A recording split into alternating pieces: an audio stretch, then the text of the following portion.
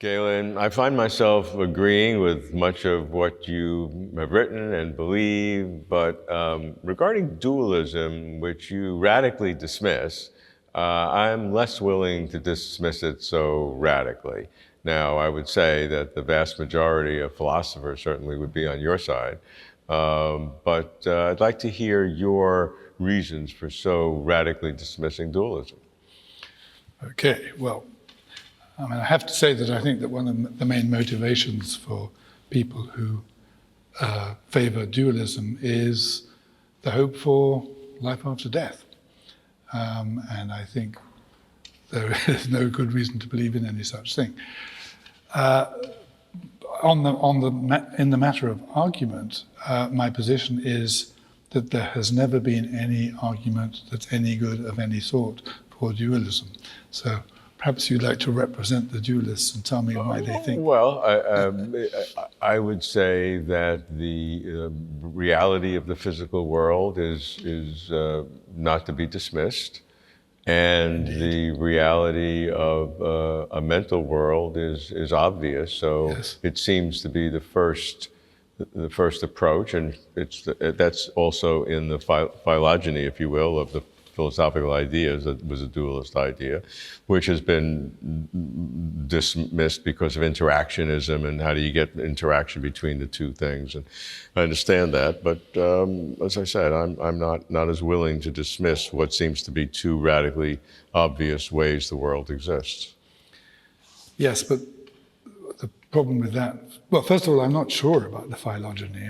Some people think that it only really became a vivid position in the 17th century when you got this, they thought they knew what matter was, and it was just little bits bumping into each other. Yeah. And that seemed to be clearly to have no place for the mental. I think that people before that in prehistory were much more organic about it. But there, from the religious traditions and the Abrahamic tradition, certainly there at least seems to be two kinds of existences: the physical world and some sort of a spiritual world. I mean, so that's kind of a dualism. It's not directly on consciousness per se, but it would verify that there are two kinds of existences.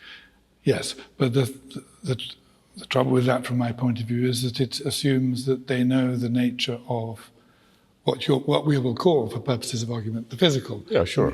And there's a very important and perhaps rather, I may not be able to put it very well, I call it the neo-Kantian point, which is that when we look at the physical, we think we're really getting it. We sort of know what that is, and it's something in space and so on.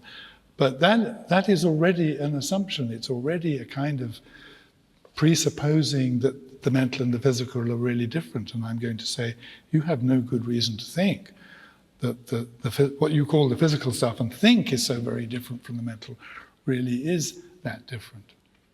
Yeah, and that's a very valid position, but it doesn't, in my mind, instantaneously refute the idea that there are two different kinds of fundamental reality, and you can even suppose they don't have to, in my mind, exist from eternity independently. I mean, the physical world could have come into existence.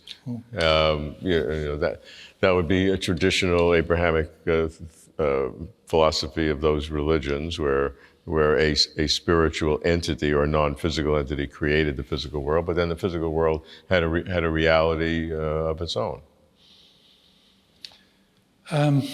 Well, I think I'm going to fall back a little and say the problem of interaction is acute. I'm going to cite Princess Elizabeth of Bohemia here, who, in a famous letters to Descartes, basically put him on the spot, and he had really failed to answer her at all. She said, "I'd rather think that the soul was material than think that some immaterial thing could actually have effects on material things." The problem of interaction is so acute that it seems to me that I would say this: causal interaction is for me a sufficient condition of being the same substance.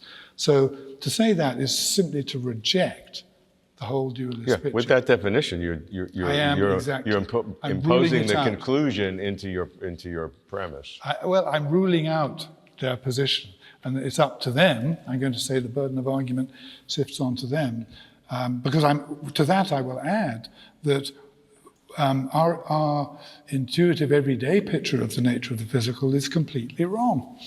And how can they? So you really have 2 points. Yes. Yeah, one is if you have 2 independent substances, interactionism it rejects that, and then also the physical is not what you really think it is. There's really a coherence between that and the nature of consciousness, which is assumed to be non-physical, but you show that they're together. So they're 2 separate. Yeah. So I mean, I once again revert to the picture. The physics is, in some sense, telling us that it's all energy. Energy manifests itself to us in 2 very different ways, but that isn't to say that it isn't all the same fundamental kind of stuff.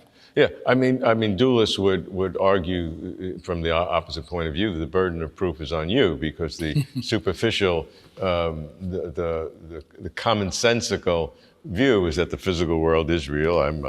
That's all we see and do. And then I agree. It's just made. I think. No, I mean. To say that there are 2 things that look incredibly different to human beings, what kind of probative force does that have? It might say, well, here I've got a lump of steel, and here I've got a piece of candy floss, or whatever. What do you call it? Cotton candy in America, or marshmallow. Oh, they're really different. How can they be the same kind of stuff? It's just there's no good theoretical basis for going from that perceived radical difference to saying they are utterly different categories of being.